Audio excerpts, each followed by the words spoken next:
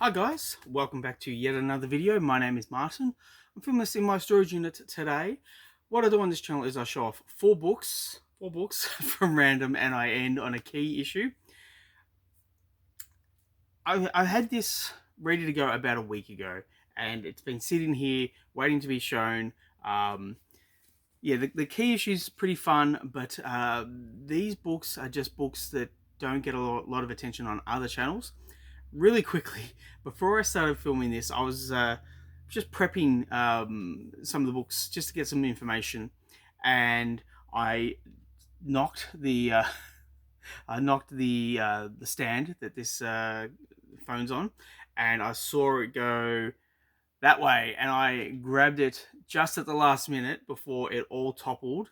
It would have been a bit disastrous if it had have toppled, but yeah, luck was on us this evening. Now, the first book I want to show off is issue 8 of The Funky Phantom. This was from the early 70s. It's a Gold Key book, and um, I am not familiar with this property, but it is almost evident that this is a parody of Scooby-Doo, or at least the studio saw this massive success of Scooby-Doo and they wanted to replicate it.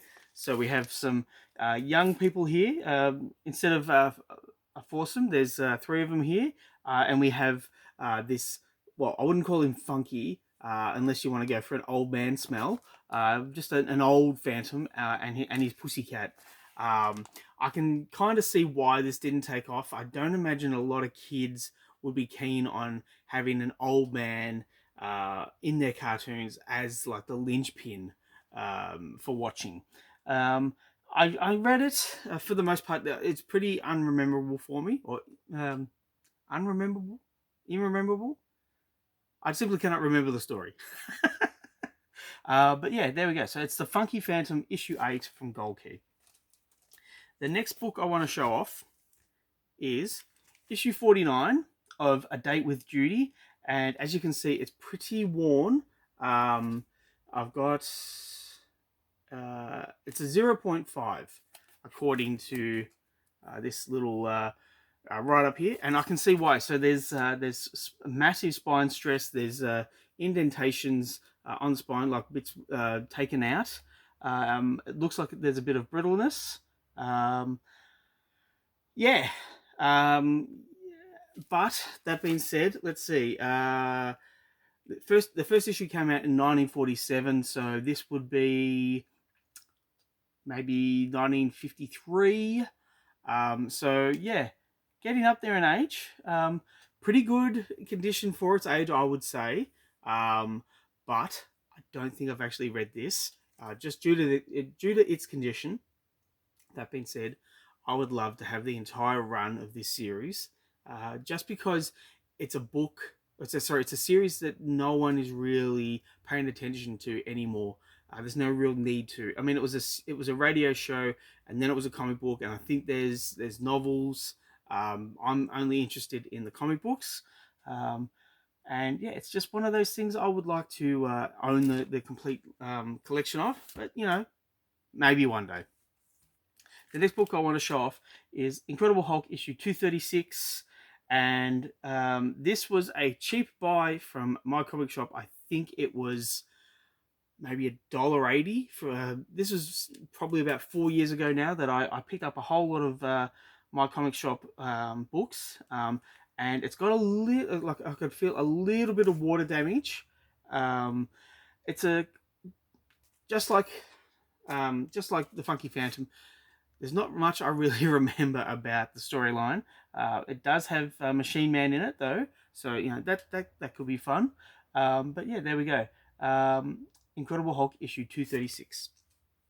Now, what I always say, and what other channels say, is when you can't get the first appearance, get the replica, get the reprint.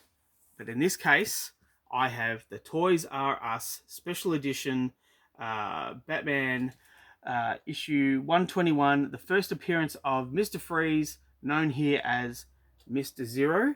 And this is just the Mr. Zero story. It's very thin. Now, even though it's a Toys R Us replica, it still was an expensive book. I paid about $100 for this, um, probably about 2 years ago. I'm very happy to have it because I just like to have it. I mean, look, I'd like to have the original, but we're talking big numbers here, and to the point where it's numbers where I don't feel comfortable buying a book at that price. Yeah, and look, I'm filming this on New Year's Eve, and I'm getting kind of reflective. Or like, is it reflective or is it looking further ahead, or a bit of both? Um, I'm looking at what I bought this year and in the last few years, and I'm wondering how I go with the collection next year. Do I concentrate on runs? Do I um, do run fillers, or do I go for keys again? I feel as if I went for keys, um, the prices are going to improve for sellers, and um, people are going to be more inclined to buy, and therefore I think the prices are going to rise. So I'm thinking it might be best just to pick books here and there from collections. Um, I've spoken about a friend of mine who's about half an hour that way, and he has 100,000 books. I'm going to go in there with a list and just go, got it, need it, got it, need it, need it, and just buy it that way. But I will put it to you guys. Coming for 2025, are you looking for keys? Are you buying runs? How and what are you buying for your comic books? I am very interested to know. Please let me know in the comments down below. Please like and subscribe if you wish to. I always appreciate it. Thank you for sticking with me, and I will catch you in the next one.